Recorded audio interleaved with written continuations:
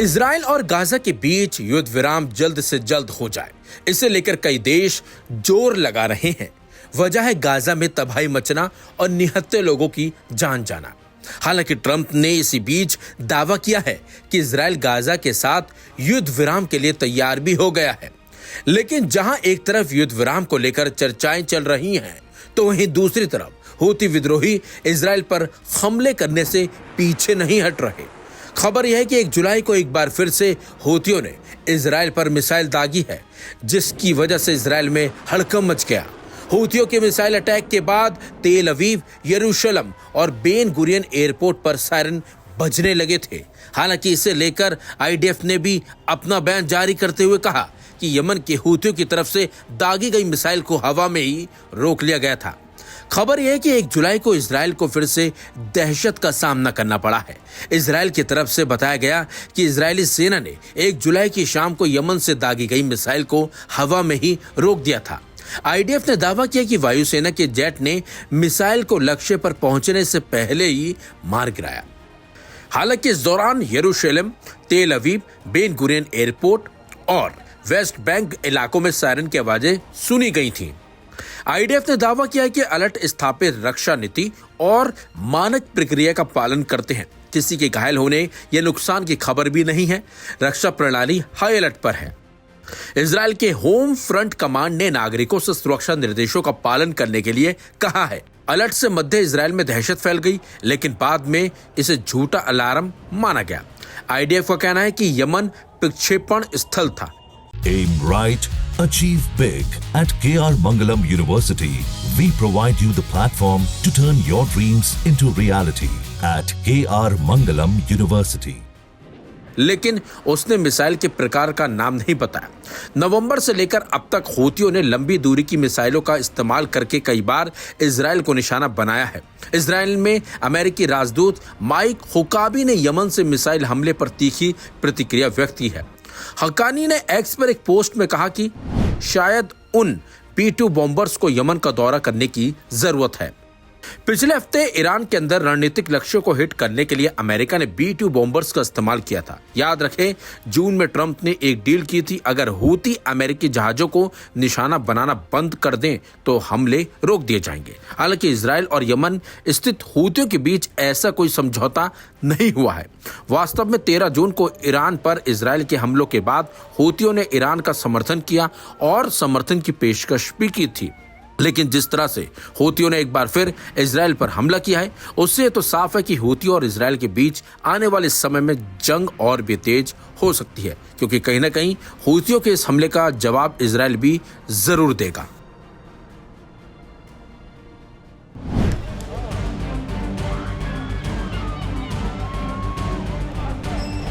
Iran और Israel के बीच युद्ध विराम कराने में अमेरिका की अहम भूमिका रही है। इस बात का दावा खुद अमेरिकी राष्ट्रपति ट्रंप भी कर चुके हैं। इसी बीच एक और बड़ी खबर सामने आई है, और वो खबर ये है कि इजराइल गाजा में 60 दिनों के युद्ध विराम पर सहमत हो गया है। इस बात का भी दावा खुद राष्ट्रपति ट्रंप ने किया है। ये प्रस्ताव गाजा में जारी खूनी संघर्ष को अस्थायी तौर पर रोकने की दिशा में एक अहम कदम माना जा रहा है, जिसमें अब तक 58,000 से ज्यादा फिलिस्तीनी मारे जा चुके हैं।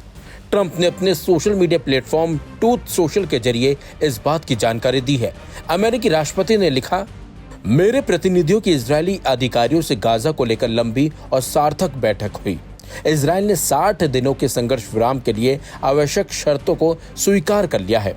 अब हम सभी पक्षों के साथ मिलकर इस युद्ध को स्थायी रूप से खत्म करने की दिशा में काम करेंगे। हमास को यह प्रस्ताव स्वीकार करना चाहिए, क्योंकि इससे बेहतर मौका नहीं मिलेगा। आगे हालात और भी बदतर होंगे। ट्रंप ने इस प्रक्रिया में कतर और मिस्र की अहम भूमिका की सराहना करते हुए कहा कि युद्ध विराम का अंतिम प्रस्ताव हमास को यही दोनों देश सौंपेंगे। संघर्ष विराम प्रस्ताव के तहत दोनों पक्षों के बीच 60 दिन का युद्ध विराम रहेगा, जिसमें स्थायी समाधान की दिशा में बातचीत होगी और मानवीय राहत पहुंचाने का अवसर मिलेगा। बता दें आपको, इजराइल और गाजा के बीच संघर्ष ये 7 अक्टूबर 2023 को शुरू हुआ था। तब हमास ने दक्षिणी इजराइल पर हमला कर दिया था, जिसमें 1200 लोगों की मौत हो गई थी और 250 से ज्यादा लोगों को हमास ने बंधक बना लिया था। इसके जवाब में इजराइल ने गाजा पट्टी पर भीषण सैन्य कार्रवाई शुरू कर दी थी, जिसमें अब तक हजारों आम नागरिक, महिलाएं और बच्चे मारे जा चुके हैं। Aim right, achieve big. At KR Mangalam University, we provide you the platform to turn your dreams into reality. At KR Mangalam University. Gaza की ज्यादातर आबादी अब बुनियादी सुविधाओं से वंचित है और मानवीय आपदा का सामना कर रही है। हमास चाहता है कि इजरायली सेना पूरी तरह से पीछे हटे ताकि राहत सामग्री पूरी तरह से वहां पहुंचे और अंतर्राष्ट्रीय निगरानी सुनिश्चित हो। वहीं इजरायल की प्राथमिकता बंधकों की सुरक्षित रिहाई और हमास के सैन्य ढांचे का विघटन है। ट्रंप का यह बयान उस समय आया है जब हाल ही में ईरान और इजरायल के बीच मिसाइल हमले हुए और अमेरिका ने ईरान के परमाणु ठिकानों पर बमबारी की थी। इस पर ईरान के सर्वोच्च नेता अयातुल्लाह खामेनेई ने तीखी प्रतिक्रिया भी दी थी। राजनयिक सूत्रों के मुताबिक अगले 48 से 72 घंटे में इस संघर्ष विराम को अंतिम रूप देने के लिए बेहद अहम होंगे। कतर और मिस्र के प्रतिनिधि जल्द ही हमास नेतृत्व को अंतिम प्रस्ताव सौंपेंगे। अगर हमास इस प्रस्ताव को स्वीकार करता है तो यह लगभग 9 महीने से जारी हिंसा में पहली बड़ी शांति की पहल होगी। इस युद्ध विराम के साथ ही गाजा में शांति बहाल हो जाएगी और निहत्थे लोगों की जान जाने से बच जाएगी। लेकिन अब सब कुछ जो डिपेंड है वो सब हमास के ऊपर है। हमास इसे मानता है या फिर नहीं। हालांकि इशारों में ट्रंप ने चेतावनी भी दी है, अगर इसे हमास स्वीकार नहीं करता है तो ये आगे युद्ध और भी विकराल रूप ले सकता है।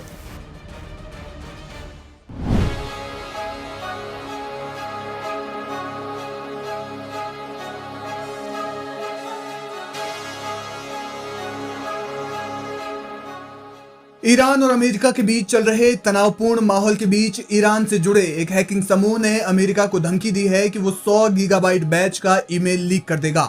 धमकी में ईरानी समूह ने कहा कि इन ईमेल्स में राष्ट्रपति डोनाल्ड ट्रंप के सलाहकार रोजर स्टोन और व्हाइट हाउस के chief of staff Susie Wiles सहित उनके लंबे समय के सहयोगियों के बीच के संवाद शामिल हैं, जिसे उसने चुराया था।